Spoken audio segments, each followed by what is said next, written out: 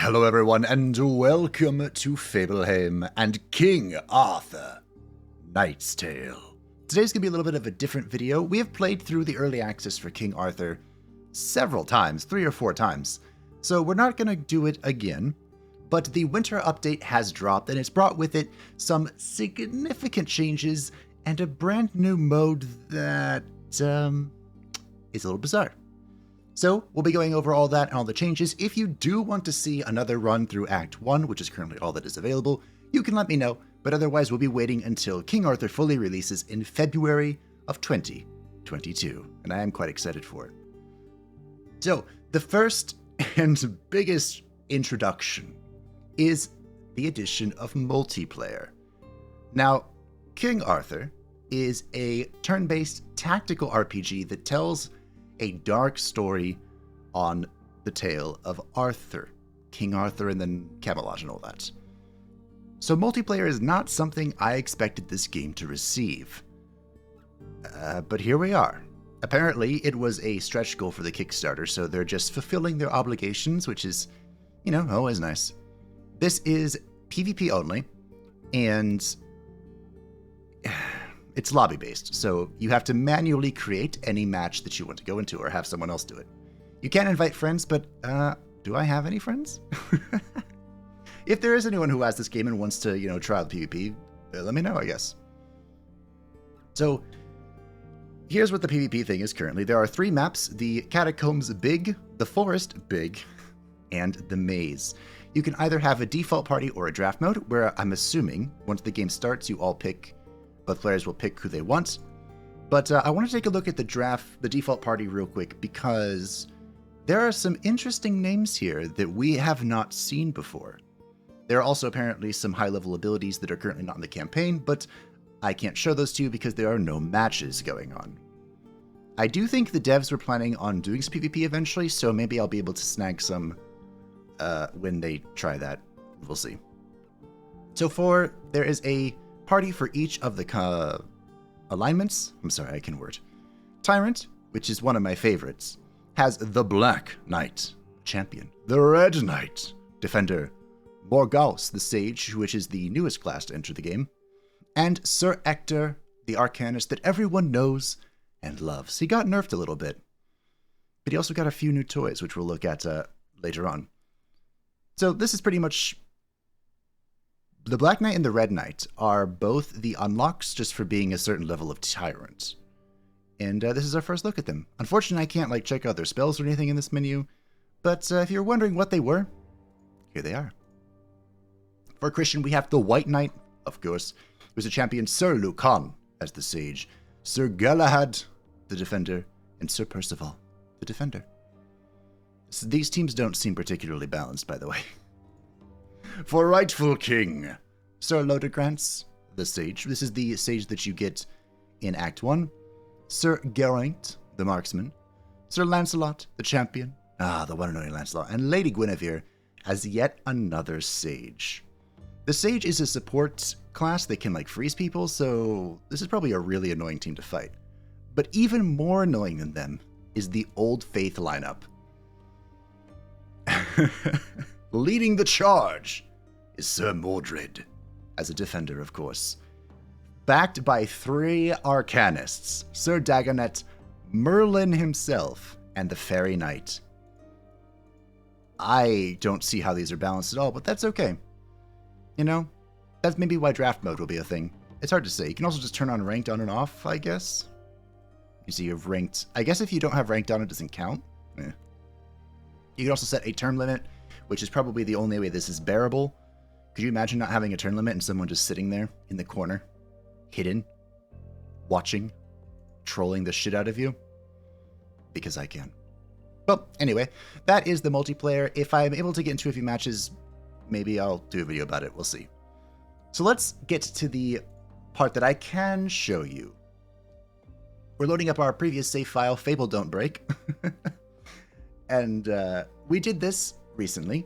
We beat all of Act 1, so good old King Arthur's thing was destroyed. No spoilers. At the heart of midnight. Isn't it beautiful? But the map has received a graphical overhaul and has also been tilted a little bit. It looks nice. I do still have the continued concern about the frame rate dropping, but hopefully all that optimization stuff can happen between now and February, because I believe this was the last update to the early access. Mission.ruins_01.name. Yeah. So anyway, the biggest change, which I think was an excellent change, is Camelot got overhauled.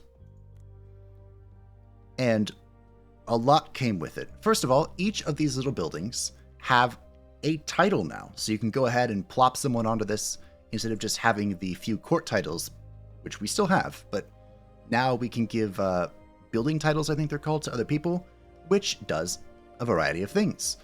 In the hospice, which is where you heal vitality, which has become far more important, vitality healing cost is reduced by 10% for the quick treatment, which I believe is the one that you pay for, just by having a person in there. But on top of that, on top of the building titles, the tree here, the talent technology tree, whatever you want to call it, has been dramatically overhauled. Up here at the top is just increasing hero slots. This is all standard. This was there before. But after you unlock these, you start getting permanent buffs to your heroes. So for example, Apprentice Herbalist here, +2 permanent vitality for every current and prospective hero. Heroes returning from mission heal 5% vitality. I love things like this, so that's probably something we're going to be getting onto. And Master Herbalist, +4 permanent vitality for every current and prospective hero. Now, this is also to do with vitality because the hospice goal is, of course, to heal vitality. But why is vitality more important? Well, glad you asked. Previously, in every other version before this, vitality has been your final hit points bar. And that was defended, saturated, by hit points. Hit points you lose before you take vitality, and you can see here that Sir Mordred has quite a bit of both, but that's because Sir Mordred is a tanky boy. What they've done is they have removed baseline hit points. So, for good old Sir Ector here only has 20. The only way to get hit points now is through talents like at buildings or through armor. You can see this armor alone provides 20 hit points. So the armor stat is now incredibly important. Look at good old Mordred sitting at 8. This reduces the damage that you receive and will just eat attacks before you lose hit points. Armor is now, it was always important, but now that the hit point cushion has been dramatically reduced, it is now even more important. Vitality has been increased because of the hit point reduction. You can see even good old Sir Ector has 47. A level 3 sage has 39. You get the picture. As you take vitality damage, you have a chance to get injuries. Injuries have been reworked a little bit in that curses no longer exist. You see there's no more curse tokens. The 3 or 4 curses they were in the game have been rolled into injuries. The systems were kind of redundant, they said, so they just put it all into one, which makes sense. And a few more injuries were added that are really annoying. But, yeah, protecting that vitality is going to be important. But you have more of it in case you can't for one reason or another. So with the removal of curses, what does the Enchanted Tower do? In the past, the Enchanted Tower existed to remove curses. Well, now, it's something like a vendor. Very special vendor. It has its own currency called Relic Dust. Now, Relic Dust is acquired by sacrificing relics, which is the highest tier of item. So unfortunately, we can't toss all this useless junk sitting in our inventory that's blue and green, but any relics that you have that you aren't going to use, you can toss in here and they all give you 100 relic dust. And of course, you can buy some really good things. 500. Goodness gracious, that's expensive. They've also modified the weapons here. The weapon ranges are a thing of the past, sort of. All relic level items have just one static amount of attack. There's no weapon range for them. For the blue ones, there's a small weapon range. You can see 8 to 10. And for commons, there is a wide weapon range. So 4 to 8 for these. 3 to 10. You get the picture. And all of the relics have been dramatically reworked. Just insanely. for example, for Sir Mordred, we have the compelling rune of Overwhelming.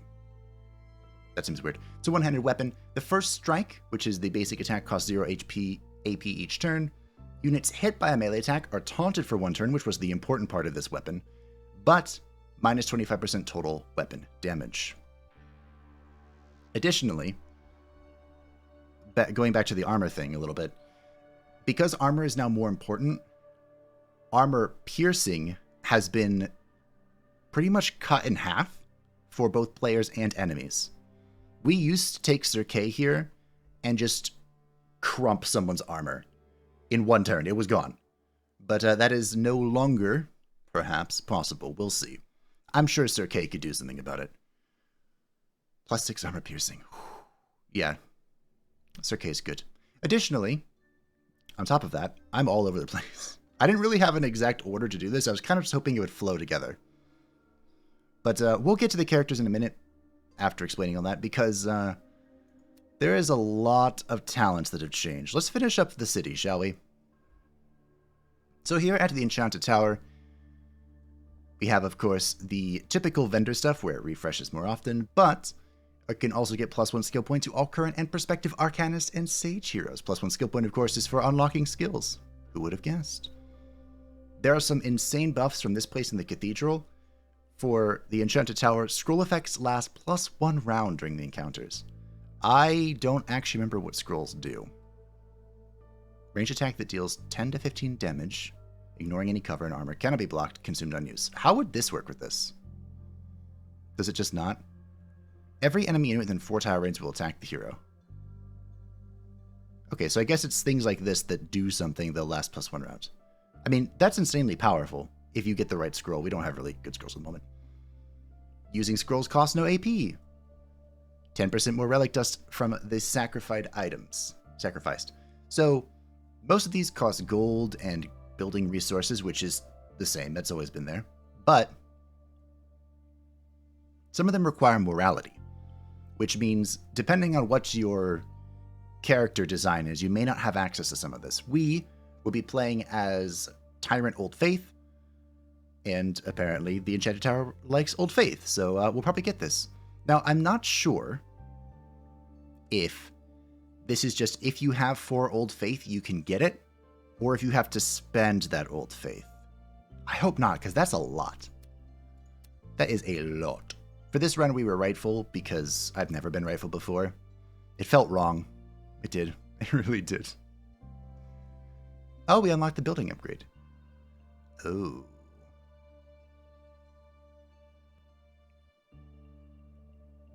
So, does this unlock it and then you have to buy it? Is that how this works? We're learning together. Oh well. I'm sure it'll all make sense in the end. Crypt is still where people just die. Feels bad. The training ground. Ah, the training ground. We cheesed this quite a bit. Only those heroes who are a minimum 2 levels lower than the hero with the highest level can participate in a joust. What is a joust? That's new, I think. +2 permanent HP for every current and prospective hero. That's going to be important. Training against increased XP. These are all of the hero slot expansions. +1 skill point to all current and prospective champion and defender heroes. This is going to be good. That, of course, includes Sir Mordred and Sir Kay, the core of our team. +1 skill point to all current and prospective marksmen and vanguards. And +4 permanent HP to every current and prospective hero. You're getting the trend here, right? Each of these buildings now actually does something helpful. What about the merchant? What do you do? Ah, that's good. Every current and prospective hero gets an extra armor, and an additional extra armor. Increases the number of items offered in the next restock. That's what I was expecting this all to be, honestly. Offers refresh more frequently, item buying cost is reduced, better quality items, even relics appear after the next restock. Could we create like a chain here? Get craftsmen and then just start sacking relics to the dark gods? Interesting. Now, I saved the most impressive one for last. The Cathedral. This is where you get rid of injuries. Using potions costs no AP during the encounter. Potions use 2 AP by default. So this makes them free. Very cool. And, of course, this is all unlocking here. So let's... Potion effects last +1 round during the encounter. Now, this is the exact same thing as the scrolls, and it didn't seem that... I mean, it's good, but I couldn't show you how impressive that was with our current stock. However, with potions...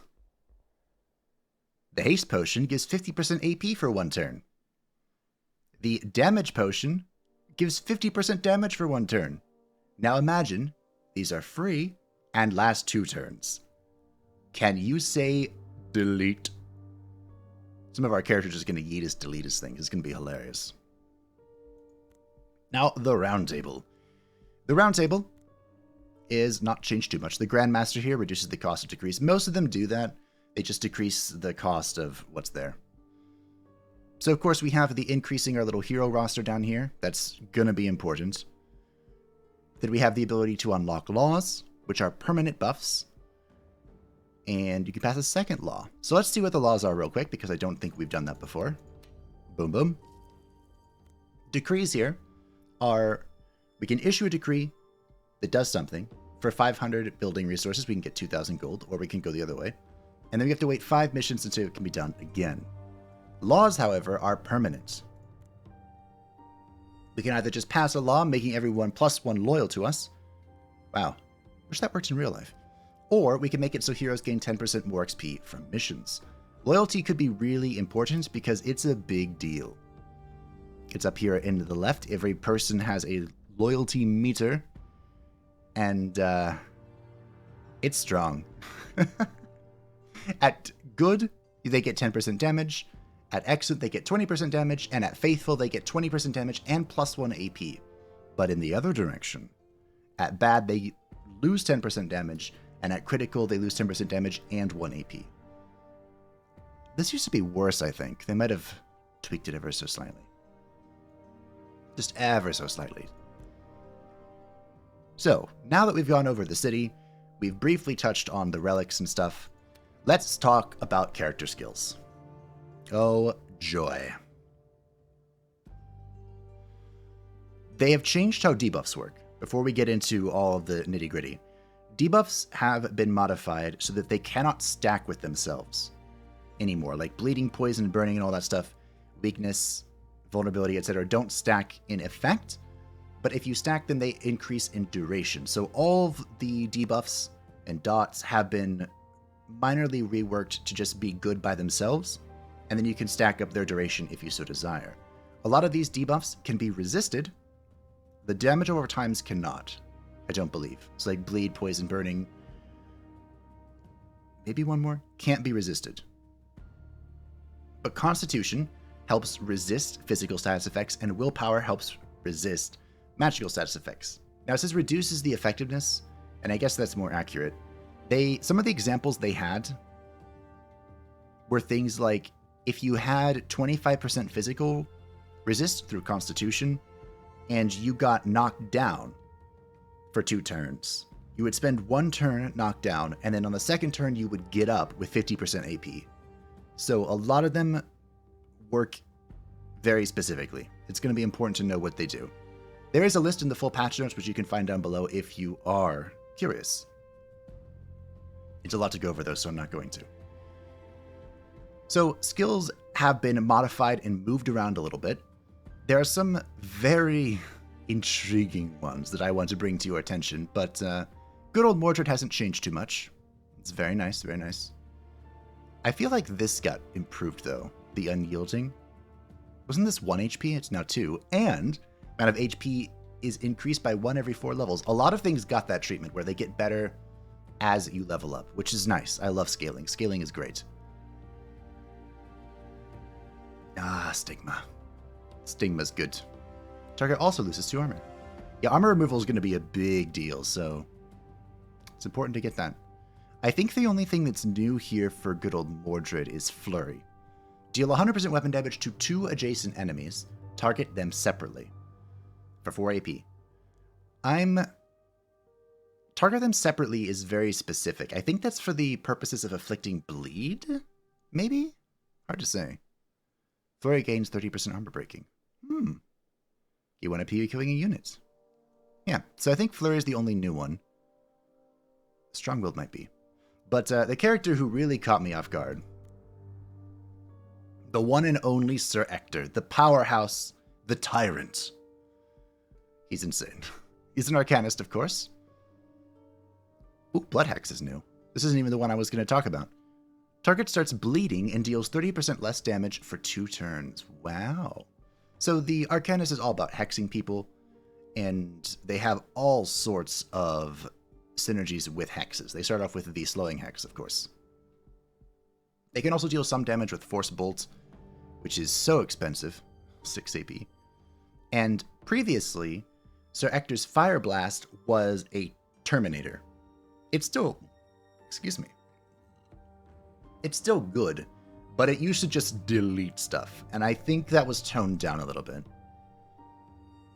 It's still a 3x3 though, so I mean, I feel like it's still really good. But the one that caught me off piqued my interest here is Death Hex. What an awesome name. Target loses 30% of its current vitality for 1 turn. Now, vitality is the important health bar. If this reaches 0, you die. So that's insane. And you might think, well, 30% of current, that's okay. You just open up with it and you move on. But keep in mind that you can increase this effectiveness at level 10 by 50%. So that's what? 45% of the current vitality. And Master of Hexes gives 30% increased hex intensity, which you can increase to once again give 20% more. So 50% from this and 50% from that. 100% effectiveness, 60% vitality. Deleted. Yeah, Ector's gonna be good. Ector's gonna be good. As for our good friend Sir Uvain, who's kind of been overshadowed by Lady Dindrain, the Lord Almighty and all that, I didn't notice anything too different here. Dash is nice. Just yoink.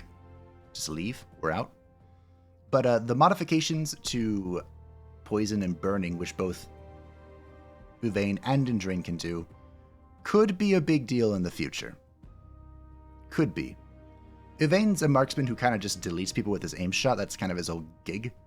So, we'll see if maybe someday he can do some dot stuff. Sir Lodogrance is, of course, the sage who I have no experience with. But, you know, fun thing to point out here. Aura Protection gives +1 unbreakable armor for the hero and all adjacent allies, which means the armor can never be broken. And, of course, that's what unbreakable means. And the unbreakable armor amount increases by 1 every 10 levels. So the Sage is a melee character despite being a caster. Hybrid caster of sorts. So you're going to want him up front. And his blast has been modified to, instead of just dealing plus 30% damage, is plus 40% melee weapon damage. So Sir Lodogrance, with everyone's favorite, the one and only Sir Kay, the Chad, is going to be disgusting. It's going to be nasty. Now, Sir Kay, he actually got 2 new abilities, which is amusing. Power Attack was the thing that just wins. This deals so much damage and has so much armor break that it's insane. 20% weapon damage for Power Attack if the targeted unit has full HP and full vitality. Oh yeah, the Initiator, that's right. Power Attack stuns but costs +1 AP. Yeah. 5 AP though. It's a lot. Anyway, his new abilities are Death Strike, which deals 170% weapon damage to an adjacent enemy, but with minus 20% armor breaking, and each point of armor in the target reduces the damage dealt by 1 additional point. So you want... This is for killing somebody. Once their armor is gone, this is for just deleting something. Which we do have quite a few ways to remove armor between Mordred's Stigma, the hexes of Sir Ector removing armor. There are lots of ways you can get it done, and maybe shooting them with the marksman on their way in. His other new ability is Earth Shaker. Choose a unit. Earth Shaker deals 150% weapon damage to chosen unit, and everyone along its path cannot be blocked with a range of 4. Yes, because what Sir Kay needed was a ranged attack. Oh, Sir Kay. Oh, you can increase the range to 6. Yep, that makes sense. Wow. Wow. Sir Kay. The man, the myth, the legend. Sir Peleus is also here. But he hasn't really changed at all. At least in this first tier. I don't think the defenders really needed changes. They've been good. Sir Peleus, however, hates being with a tyrant, so I hate him. You know? He loses 1 loyalty after a mission if there's a tyrant hero. Who cares about that sort of thing? So I mentioned her already. Let's take a look at Lady Dindrain, the Lord Almighty. Her gig, with me anyway, is to always be hiding behind cover to get increased range and increased damage, and then just kind of deleting something from far away. That's always been fun. She also has the dot changes, just like everyone else, so that could be fun. 50% weapon damage to the first attack on turn if no AP was spent. I think all this is the same. Decreases the AP cost of skills used by poison. Huh. And poison now. Poison deals damage. I'm trying to think of the exact wording it was. I believe poison deals damage based on the weapon that inflicted it, and it makes it so the poison target deals less damage. That's what this Master Poisoner is here to increase that damage reduction. That could be good. Poison could be a big deal in the future. Now, speaking of poison, could you even poison people? Maybe not. The Vanguard is the stealthy character, and the stealth was modified. It used to just be a passive thing, I'm pretty sure, that you could just do as a Vanguard, but now you have to pick it up. And it was changed quite a bit. The hero is hidden. They used to take twice as many AP to move per tile, and now it doesn't. But what was the thing? It breaks on skills. And you can see there's a lot of wording here about the surprise damage, where it's lost if they move more than 2 tiles after being revealed, or use a skill before attacking. So I think this change was made... First of all, it used to be free, so now it costs 2 AP. But one thing that the Vanguard was hilariously good at, and is still pretty good at, is traps. We have just, like, drowned the world in traps, and it's hilarious. But, you know, hiding and stealth and trapping isn't great anymore. But I'm not going to let that stop me. I wonder if I could pull up my other profile where Sir Tristan is a higher level. I literally just killed everything with traps. It was phenomenal. You loved to see it. Now, last but not least, we have Sir Balin and Sir Lanville. Sir Balin also, Sir Balin and Sir Balin, so his brother, both have Defender of the Bridge, which gives a plus 100% loyalty from the court title Defender of the Bridge, which is here in the round table, which gives plus 3 loyalty, so it would give plus 6 loyalty, which is a lot. I gave it to Ector because Ector doesn't like us. He was in the minus 10% damage. I think the reason is because he's Christian. Oh, he's Christian Tyrant. He's literally the opposite of this playthrough's alignment. That's why. Usually he likes me a little bit, because I usually play Tyrant. But anyway, you know, there's that, if you are interested in that. Sir Balin, I don't think he changed it all, really. Except this defensive stance was moved down. I believe this was in the 2nd tier. So the hero gains 5 armor for 1 turn. The amount of armor gain is increased by 1 every 2 levels. One of those increasing scaling things. Armor is very important, so I think this defensive stance could be a big thing. I believe you got it as well, yes. This could be huge. We'll see. Also giving Constitution, which would give him some physical resist against debuffs. Temporary HP. I think this is going to be a big deal. While defensive stance is active, the hero loses only 50% armor from attacks.